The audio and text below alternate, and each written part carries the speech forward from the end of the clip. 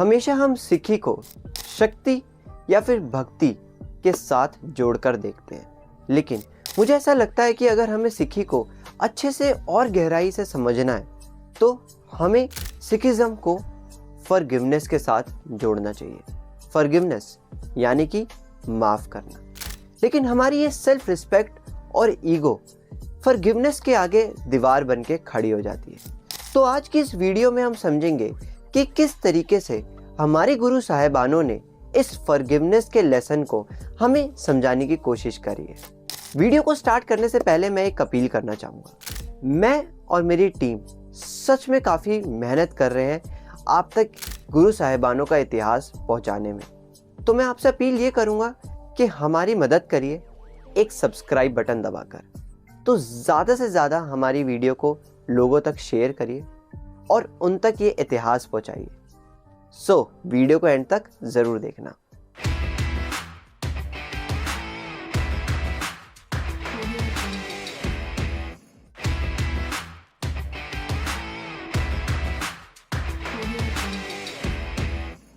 Before get into it, सबसे पहले हम बात करेंगे गुरु नानक देव जी के बारे में। तो जब गुरु नानक देव जी सिखी वैल्यू को पूरी दुनिया भर में प्रमोट कर वापस सुल्तानपुर आते हैं तो देखते हैं कि बाबर की नफरत की आग पूरे सुल्तानपुर में फैल गई है, जहाँ पे धर्म की आड़ पर लोगों को मारा जा रहा है, लोगों का ज़बरदस्ती धर्म परिवर्तन किया जा रहा है। जबकि इसी जगह पर नानक देव जी ने अपना पहला संदेश दिया था, ना कोई हिंदू ना कोई मुसलमान। लेकिन ये सबके बावजूद भी ये नफरत की आग गुरु नानक देव जी बर्दाश्त नहीं कर पाए, जिसकी वजह से वो सीधा उस समय के सुल्तान के पास जाते हैं और उसको वहीं खड़काते हैं कि जो कुछ भी तूने किया है वो गलत किया है। बाबर को आगे चलकर अपनी गलती का एहसास होता है।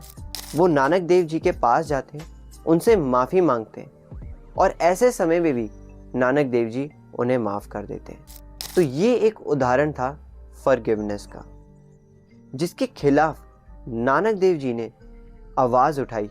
वही चीज़ बाबर ने करी, लेकिन बाबर के माफ़ी मांगने पर नानक देव जी उसे माफ़ आखिर में कर देते हैं। ये सब हमें पता चलता है बाबर वाणी से।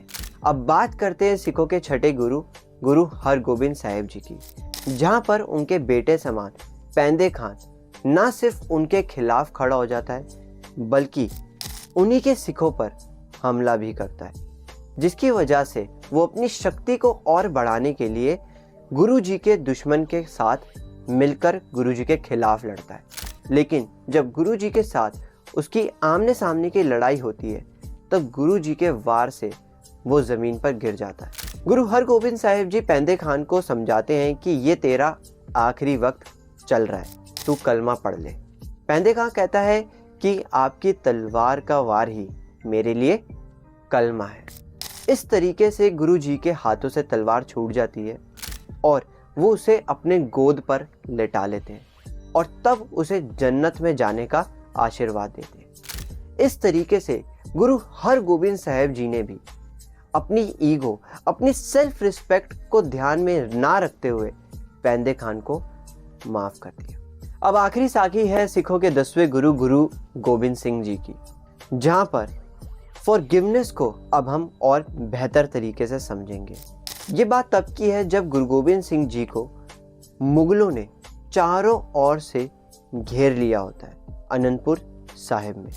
1 महीना बीतता है, 2 महीना बीतते हैं, ऐसे करते करते 6 से 7 महीने बीत जाते हैं, जिसकी वजह से किले के अंदर खाने पीने की काफ़ी तंगी हो जाती है। और ऐसे समय में ही गुरु जी के कुछ सिख इस्तीफ़ा देने या फिर ये कहते हैं कि आज से हम आपके सिख नहीं और आप हमारे गुरु नहीं, इस तरीके के वचन कर वो गुरु जी का साथ छोड़ने का इरादा करते हैं। अब वो ऐसी घड़ी में गुरु जी का साथ छोड़ रहे थे जहाँ पर हो सकता है कि गुरु जी को सबसे ज़्यादा उनकी ज़रूरत थी। इसके बाद बैटल ऑफ चमकौर साहिब होती है। आखिर में जब उन 40 सिखों को अपनी गलती का एहसास होता है तो वो गुरु जी का साथ देते हैं बैटल ऑफ मुक्तसर साहिब में। जहाँ पर वो 40 के 40 सिख अपने आप को शहीद कर लेते हैं। उनमें से एक सिख मूर्छित होकर ज़मीन पर पड़ा होता है। गुरुजी उसके पास आते हैं और उससे पूछते हैं कि क्या तेरी आखिरी इच्छा है।